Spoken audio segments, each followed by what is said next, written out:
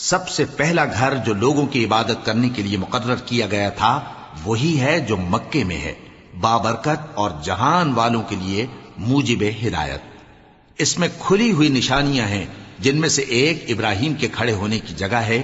جو شخص اس مبارک گھر میں داخل ہوا اس نے امن پا لیا، اور لوگوں پر اللہ کا حق یعنی فرض ہے کہ جو اس گھر تک جانے کا مقدور رکھے وہ اس کا حج کرے، اور جو اس حکم کی تعمیل نہ کرے گا تو اللہ بھی اہل عالم سے بے نیاز ہے۔ کہو